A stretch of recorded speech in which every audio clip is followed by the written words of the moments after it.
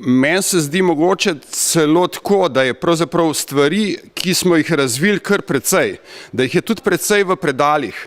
Meni se mogoče zdi, da je treba razviti predvsem principe, kako s temi zadevami, ki so razvite, pristopiti na trg. Se pravi, ni samo razvoj izdelka ali pa storitve, je tudi razvoj, kako inovirati pristope na trg.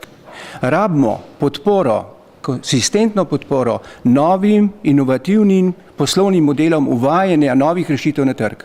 To so demonstracijski projekti, pilotni projekti, različne oblike internacionalizacije slovenskega gospodarstva po principu joint venture, po principu skupnih vlaganj, kapitala in tehnologije.